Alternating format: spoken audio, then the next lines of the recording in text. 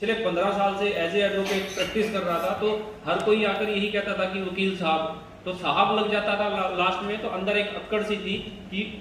वकील हूँ। लेकिन जैसे ही हॉल में बैठा और सुनना शुरू किया, तो जैसे आज रवि जी ने बहुत अच्छे से बताया इसके बारे में, तो एक स्लाइड आई थी ESBI की, सबने देखी होगी, तो मैंने भी देखी थी। तो उस दिन मेरे को कुछ समझ में आया था। एक बार सर ऑन करें वो सर, ये एक मिनट मनीष जी, ESBI की, उस दिन मेरे को ये समझ में आया था कि एम्प्लॉय और सेल्फ एम्प्लॉय, मैं एज ए एडवोकेट कर रहा हूं, मैं खुद के लिए काम कर रहा हूं। मुझे ये समझ में आया था कि मैं कोई बड़ा प्रोफेशनल नहीं, मैं एक सेल्फ एम्प्लॉयड हूं और मैं इस 95% की कैटेगरी में हूं। उस दिन ये बात जब क्लियर हुई तो वो अक्कड़ कहीं ना कहीं डाउन हो गई थी। और हर इंसान चाहता है कि वो बिजनेसमैन और इन्वेस्टर इस 5% की कैटेगरी में जाए,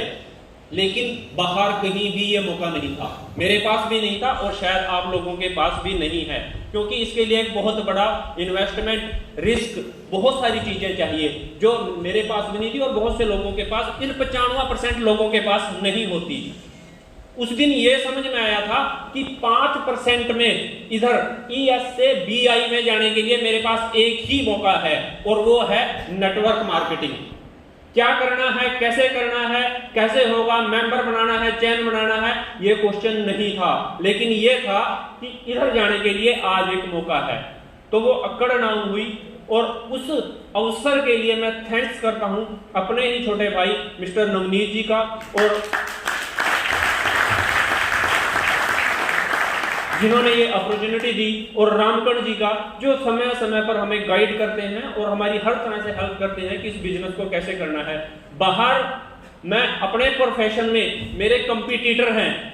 जो ये चाहेंगे, ये कभी नहीं चाहेंगे कि मैं उनसे ज्यादा ग्रोथ करूं, लेकिन यहाँ मेरे जो कंपटीटर हैं वो ये, जो मेरे सीनियर हैं वो ये हमेशा चाहेंगे कि मैं उनसे भी ज्यादा बिजनेस करूं, और ज्यादा ग्रोथ करूं। वहां पर अगर मेरा कोई सीनियर है जिसने मुझे सिखाया है तो वो ये कभी नहीं चाहेगा कि मैं उससे ऊपर जाऊं, लेकिन यहाँ मेरा जो सीनियर है जिसने मुझे इस बिजनेस में लेके आया और जिसने सिखाया है, वो हमेशा ये चाहेगा कि मैं उससे भी ज्यादा कामयाब बनूं,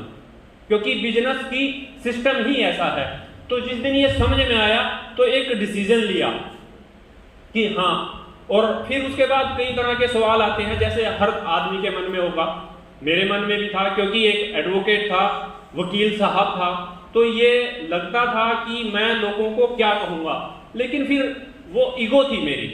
वो मेरी एक ईगो थी। लेकिन जब ये देखा कि अगर मैं इस ईगो को साथ रखूंगा तो उस 5% में नहीं जा पाऊंगा, तो मैंने उस ईगो को निकाला और उस 5% में जाने के लिए मैंने एक डिसीजन लिया। आज मैं उस रास्ते पर हूं और एक दिन मैं इसी कैटेगरी में गिना जाऊंगा। तो थैंक्स करता हूं इस अपॉर्चुनिटी के लिए नवनीत जी का और रामकरण जी का। Thank you.